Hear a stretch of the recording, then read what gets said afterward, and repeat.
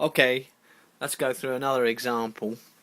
Here we've got a diagram. I'm going to go through this reasonably slowly. We've got electric charge Q, which is distributed uniformly all the way along here. So you've got this bar of charge here, if you like, of length, and we've given it a length 2a. So we've drawn down a coordinate system, y and x, and you can see A is this side of it and the other A is that side of it, so the length of that is 2a.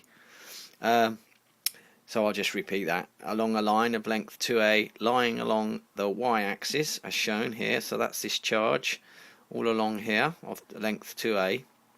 A point charge Q, so here we have a point charge Q lies on the x-axis at a distance x, so it's at this distance x from the origin, and this is supposed to be the origin.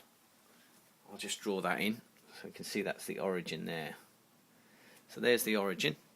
Now the question is, what we're going to work out here is we're going to find the force Q that is exerted on little q. So we're going to find the force that the whole of this bar here exerts on this little q. Now this problem is the way it's quite complicated, and the mathematics in this question involves a good understanding of trig identities, but the physics is easy enough to get, so you can explain it quite well, but the maths is quite involved. What I'm going to do is walk through the maths slowly, so you know, don't struggle with this question. You know, I mean, basically when I walk you through it, you're going to see where all the parts come from. You know, I wouldn't expect anyone to be able to you know, figure out the equations of this if it's the first time they've seen something like this. So, but once you've seen actually how the whole thing evolves, then you'll accept it. So it's just a case of watching how you derive the solution to this, and understanding all the steps. So once you understand all the steps, then you'll understand what's going on here. It's actually not as difficult as it seems, but if you're not used to doing vector calculus, then it might be a little bit harder. So, but if you follow through with all the steps I'm going to show you here, it'll all make sense, yeah. So you'd have to follow quite carefully. Right, so this diagram, what I've done is I've put in all the main points here on this diagram, so you might want to take a snapshot. I'm going to talk through it. I'll read from my own notes here. So first of all, I've redrawn the diagram. It's a little bit small here. Hopefully there's enough details here that you can see what's going on. So here's the length of charge here of length 2a. There's a little a, another a, and then our little q is over here. So we're going to work out the force on Q due to this large line of charge Q. So first of all, what we do is we divide the line charge into infinitesimal segments, and we let the length of a typical segment at height y be dy. So here we have dy here. At this length y, we're going to have a little tiny segment of length dy. Okay, so that's what that means, as shown. To find the charge dq, so in this segment, so in this small segment dy, we're going to have a little bit of charge which we're going to call dq. Okay, and to find that charge dq in this segment, what we do is we note that if the charge is distributed uniformly all the way through, the ratio of the little bit of dq to the total charge, so this ratio between this little bit of dq to the total charge in the whole length is obviously going to be identical to the ratio of the little distance here dy to the whole of the length y, or in this case 2a. So that's what I've written down here. So charge q is equal to the ratio of dy to the total length 2a. So there we go. We can see that the little bit of charge per the whole charge is identical to the little bit of y over the whole length, which is 2a. So that's the trick that gets us to be able to, you know, solve this charge distribution really easily now. So all we do now is just rearrange the equation to get the little bit of dq on this side. So now we've got an equation to describe the little bit of dq in terms of the total charge q and the little bit of dy, which is going to be useful. So, for example, if we remember this equation, F equals 1 over 4 pi epsilon naught times Q1 Q2 over R squared. That's Coulomb's law, yeah? We're going to be using that here, okay? So, in this case, we've got the little q here. That's going to be the first q in this equation. That's there. Now, this dq, which is this little bit here, we're going to, first of all, just write down an equation that's going to give us the force from this little bit of q, this dq on q. So that's what we're doing here. So we're saying the little bit of force, df, that is being felt from this little bit of dq by q is simply, using Coulomb's law, q. Now we're going to replace all of that into here, which is q over 2a over dy. So you can see how that steps come. And then finally, we've got the r squared underneath. So here, remember, if we draw down this triangle here, the length from here to here is simply x squared add y squared, yeah? You can see that that's Pythagoras, basically. So you've got r squared equals x squared plus y squared. So that's nice. We've got r squared for our Coulomb's law equation here. It's just simply x squared add y squared. So we place that here. So now we've got an equation for the little bit of dq that q is feeling. The force from the little bit of q on q is given by this equation. So the little bit of force, df, equals, using Coulomb's law. Now this whole thing is in terms of y now, so that's going to make that easy, because obviously now you can see if we I'll just read this through anyway to give you the notes now. We now represent this force here in terms of its x and y components using the same procedure as last example. So now we've got this, what we're going to do is we're going to resolve this force into the x and y components, yeah? So that's what I'm doing over here. So we're going to find out the contribution of this little bit of force in the x direction. So I'm not going to write that whole thing out here. I'm just going to put df there, yeah? So that's why we've got df here. So that's df, the whole thing's df. So I'm going to write the little bit of force going along the x, going along this x direction here is dfx equals df cosine theta. Now I'll put the theta in here. Now obviously here from trig you know that cosine theta is the adjacent divided by the hypotenuse, yeah? Well, the adjacent to this angle here is x. We know that the hypotenuse is x squared add y squared, square root of, obviously that would be r. So that's where cosine theta equals x over the square root of x squared plus y squared. That's where that comes from.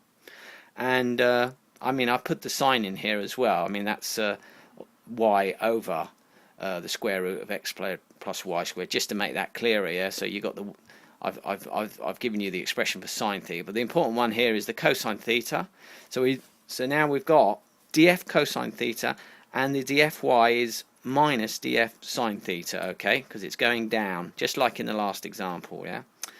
So we've got these two equations. So with these two and our main equation that we just found, what we'll do now is we'll replace these parts. So we're going to replace the cosine theta with the x over x square root of x squared plus y squared, and then when we multiply these two out together, I kind of done that here just to show you. So cosine theta equals x over x squared plus y squared to the power half that, and then the df is the thing I've just written that down again down here.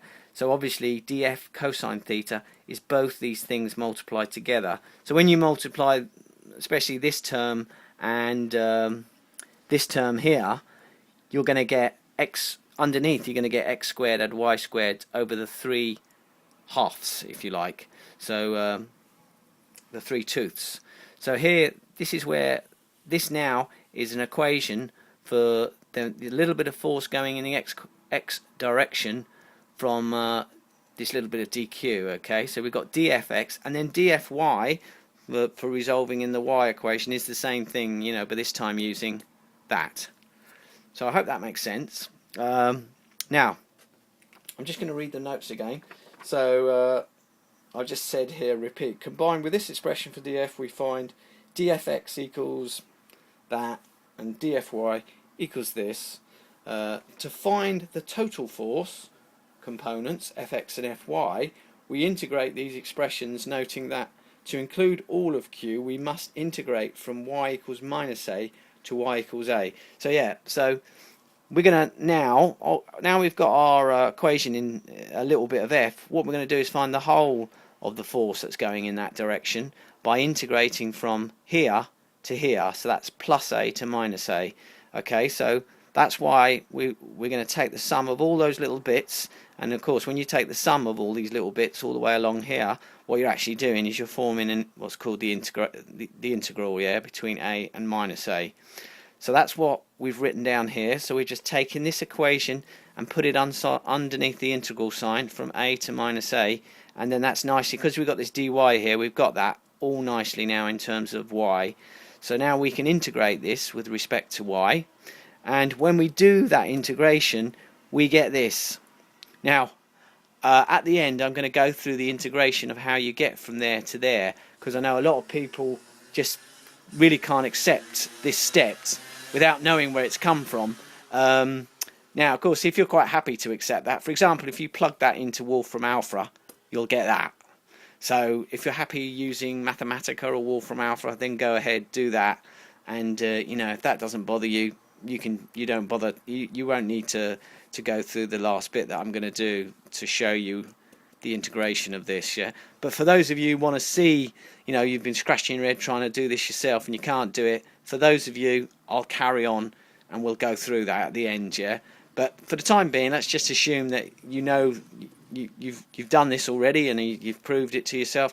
So we're just going to finish off here and explain what's happening.